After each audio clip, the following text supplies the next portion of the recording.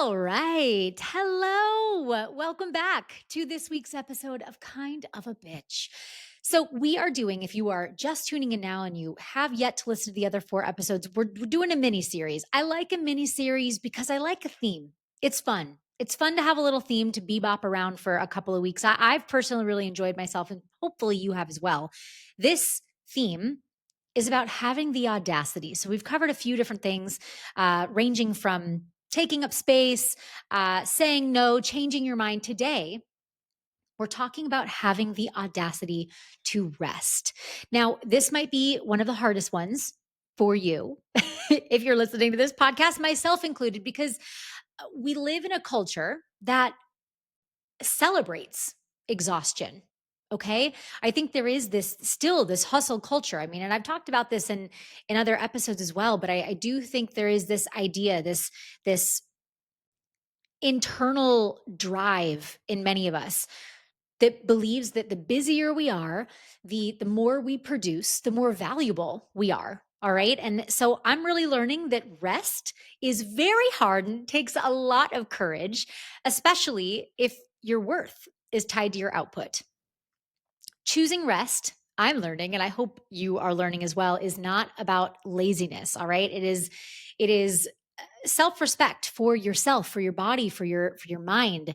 It is trusting that slowing down does not mean falling behind. It means that it's your opportunity to recalibrate, to go and get an oil change metaphorically, so that you can keep moving forward.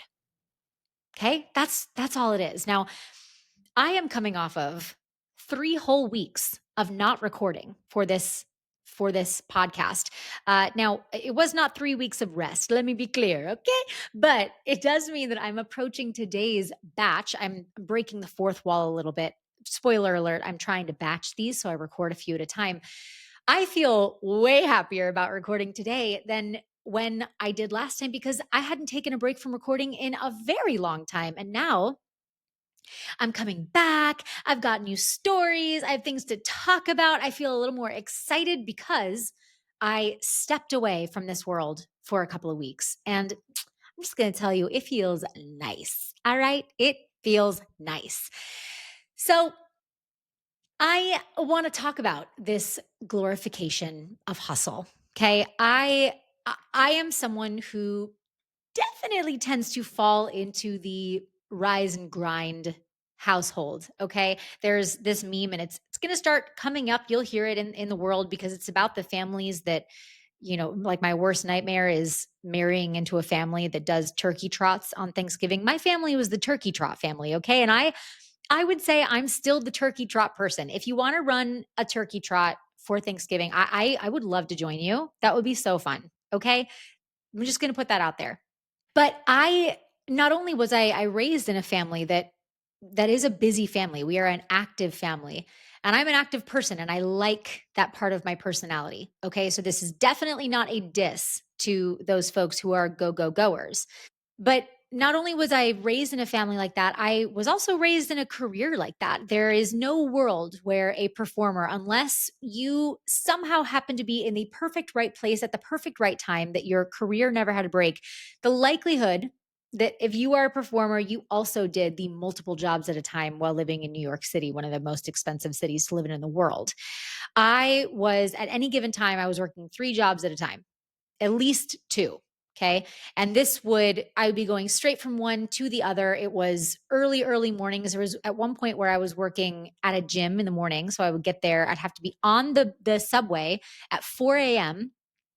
to ride down to the financial district, where I would open up the Soul Cycle for the first class at, 5 or whatever it was. And then once I was done there, I would have to bring all of my things, because then I would go to my restaurant job, where I would work in a restaurant, and then I would be closing at nighttime. So it was just one of those seasons of life where I was running on no sleep. And I remember thinking to myself, oh yeah, this is so New York. This is so good. Like, look at me. If you've heard the meme, it's not a meme, it's a sound effect, but it's like, am I better than everyone? And that truly is how it feels when you're like, yes, I'm grinding. I'm a true artist. But I remember this one Oh my God. I remember this one day where I was auditioning at the same time and I had something due. I was in the middle of a painful breakup. I was so tired and I had like taken on extra shifts at the restaurant. And I was, just hoping to make enough money to pay my rent that month. And I was like falling asleep at the gym. And I went in the middle and I'm like, ooh, I have an additional, $30 in my bank account. I'm checking because at that point I would check my bank account legit every day because I was so terrified I would be down to my last $2, right? And so I was checking my bank account and I had enough for the month. I remember I think I had made my rent now that I'm retelling the story. I think I knew I had made my rent and I was going to have a little bit extra. And I was like, what if I went and I got like, what's something I could give to myself that is just nice? So I was going to go get my nails done and I had an additional $30 or whatever. And I went to go get my nails done. And I have my hands, over the counter and, she's doing my nails. And before I know it, I have nodded off and I started to fall off my chair because I nodded so hard that I like scared myself awake. And I just remember this woman looking at me like there was something wrong with me. And she was, rubbing my hands and I was falling asleep. I was falling asleep because I was running on nothing. And I remember I was so close to tears that day. I think I had paid for my manicure and I got out of there and it was one of those days where I probably cried in the corner of the Bank of America ATM on 125th. And it just I just remember thinking like I don't know if I can do this for the rest of forever. I am so tired and I'm so exhausted physically, mentally, everything. And I think what I find fascinating is every now and then when I tune back in to the life that I'm currently living, I realize how much I still mirror that season of my life. I still find myself working multiple jobs. Hello, you're listening to one of them right now, pushing through fatigue, answering the phone at all times, still maintaining relationships with friends and family, um, and working to prove my value through doing, through producing. Again, I think that this overworking feels safe oftentimes because it feels responsible. It feels like I'm doing it right. But this year in particular, I hit a little bit of a wall, and I've hit walls before. I've hit walls before. Don't get me wrong, but this year was a mix of some family health stress, a lot of distance with my husband, a very busy work schedule, and a special needs dog, and just like life on top of it. And at some point this year, I I hit my breaking point and I just keep reminding myself that if you don't rest at some point, the universe will make you. And it wasn't until the second panic attack that I was having where I could not get myself together. And I was being set off by silly things, things that are not major stressors. Nobody was dying. It was, probably a text from a client that read a little bit, snarkier than they normally do. It's something that had threw me into a tizzy, and I was panicking. And it was somewhere around there where I realized I need to get on the phone. I need to get on the phone with a doctor immediately because I need medication. And when I went in for that appointment, now for those of you who don't know, I'm very open about my past. I've been on SSRIs before, primarily for anxiety, and but as you know, SSRIs treat both anxiety and depression. And I went to my doctor, and they ask you all the questions that are, pretty standard for that. And the range of question answers is always some days. A few days, some days more than half the days or almost all the days. And when they ask you questions like, are you having trouble sleeping or whatever? Are you feeling hopeless? Whatever those things are. Mine was almost every day for every question. And as she's asking me this, I'm not only exhausted mentally and emotionally, uh, but I'm also starting to feel that feeling of embarrassment because I'm like, I pushed it too hard. I'm hitting my wall. I am reaching burnout right now. And I could feel it coming, but I kept telling myself, if you push a little further, if you go a little longer, you'll get the positive reinforcement you need. And what I learned is, especially now after being on my new medication, shout out to Prozac or fluoxetine or whatever you call this stuff. Now that I am feeling a lot more stable, I am realizing I kind of knew that I was moving towards that point for months. And I kept pushing it off because I thought to myself, you can tough it out. Like you got this, girl. And now that I'm in a more stable place, I'm realizing, oh no, the universe said, if you don't rest soon, I will make you. And boy, did it make me. Boy, did it make me. So, anyways, here I am, fully medicated and feeling so much. I'm approaching my life with so much more ease. And I'm realizing how much that constant overwork, not only just in my jobs, but kind of just over giving in many different ways, has been affecting my mental state. And it's not worth it. You know what I mean? The only person you got left at the end of the day is you and like the people that you love around you. So just, as that reminder. But all that said, I am learning that the audacity to rest is a hard thing to learn if it's not something that you are practiced at. And last week or 2 weeks ago, I guess it would be now, I started to feel the medication finally, because it takes a little over a month for it to really start to kick in. And I started to feel it. My husband was going on another work trip, so I was going to be home alone solo again. And I had gotten the people who I needed to get under contract. Things were kind of going smoothly. There wasn't a lot for me to do. And I thought to myself, you know what I'm going to do? I'm going to put my phone on do not disturb. And so that's what I did for almost 4 days. My phone was on do not disturb. So no one could get in touch with me if I didn't initiate, if I didn't look. All right. And I will tell you, I took a nap almost every day. I watched crappy television. I don't think I worked out, which sometimes you need because your girl loves a high energy workout class. And wow, I will tell you what, I felt so good. I felt so good.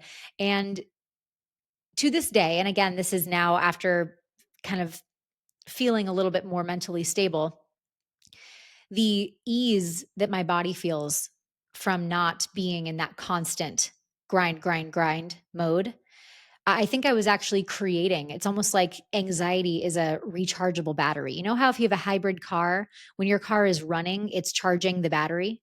When your car is running on gas, it's charging the battery. When I was running on continuing to hustle and grind, it was just recharging that anxiety battery, and it was go, go, go, go, going. And I could not get a handle of it. So if you are in that place too, this is my reminder to you. If the universe wants you to rest and you're not doing it, it will make you. All right. It is coming for us all. Take a nap. I swear to God, it helps so many things. So let's zoom out. I want to talk a little bit about the research, the insights. So first things first, the restorative power of downtime. If you need a little more proof as to why this is necessary, this is not laziness, this is maintenance. You have to do this for yourself to operate the best that you can. Okay. Neuroscientists have found that when we were at rest, this is daydreaming. This is like the not necessarily sleeping. You need that as well, in addition to downtime. Okay, daydreaming, taking a long shower or a bath, zoning out, taking a walk, doing nothing that is productive. Right, painting, whatever kind of like in the zone activities that take your brain off things. Have you gotten a paint gem yet? A paint gem? I don't think I have them here. But let me tell you, those are so fun. I'll find them for you. I'll post them on my Instagram. They're these little teeny weeny jewels that you make little paintings out of, and it takes your brain off of so much. It's like doing a puzzle, but it makes a little piece of art. I love it. So when you're doing these things, your brain's default mode network activates. And this default mode network, the DMN, that is the system that is linked to creativity, to memory processing, as well as self reflection. Okay.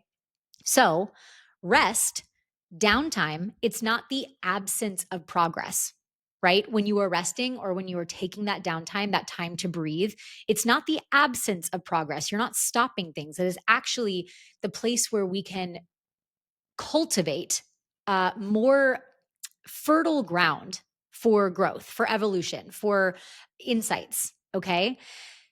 The science shows us that when we are stepping away from active work, the brain will start connecting all the dots in the background. So that's why when you get your best ideas, it's because you're out on a walk or it's because you're doodling or you're like, doing whatever. It's not when you're sitting at your desk. Okay. When we're not resting, we're not doing nothing. We are integrating. What about this thing called the productivity paradox? This is the research that overworking actually decreases long term output and innovation. Okay. There are studies from the Journal of Occupational Health Psychology, okay, that show that something called the recovery paradox is taken from what was the journal? The Journal of Occupational Health Psychology. And the recovery paradox is the idea that the times when you need rest the most are usually the times when you're least likely to take it. Okay. Stress and overload, it makes it harder to detach. So people who keep working to feel in control, it eventually backfires because it worsens burnout. So this is what I'm saying. I feel like a hybrid car. The more I would work that would make me feel like I was being productive, it was charging this battery for anxiety that was making my anxiety worse and worse and worse, leading to a bigger burnout.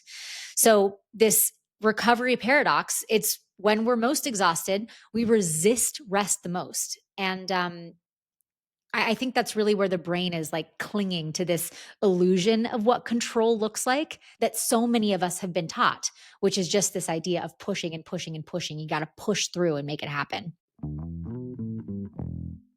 Now, I don't know about you, but if you are on socials and you are not following the nap ministry yet, I highly recommend that you do. The creator is named Tricia Hersey, and she has a phrase, a quote that she uses called rest is resistance. And I love it so much. I am a fellow nap girly. There was a season in my life, especially when I can tell that I'm nearing burnout, where this body needs a solid hour-long nap or more by like 2 or 3 o'clock in the afternoon. And I can't get away without it. There was a season where I was falling asleep in the car if I was not on my couch getting a nap in at that time.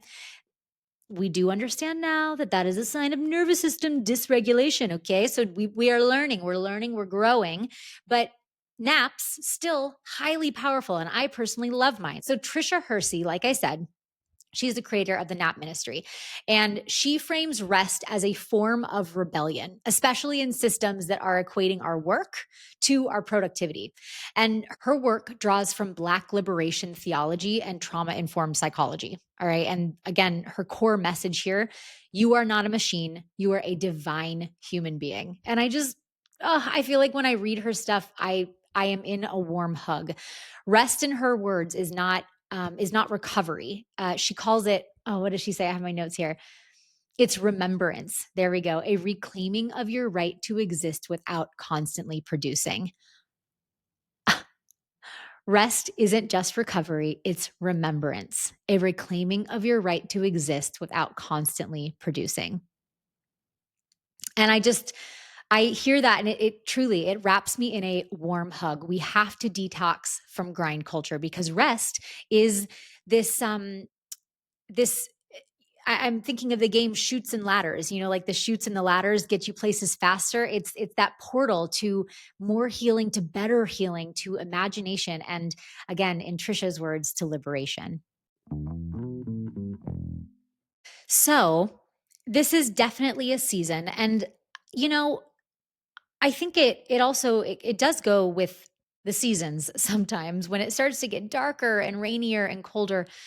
Man, my work does not slow down totally. It's definitely slower, but this is one season where it feels easier to take that rest. I am really in the season of trying to take those rest days without guilt. I mean, my husband and I were creating we have like a sticky note board basically, and it tracks where things are in my transactions, so I can see where clients are and I can see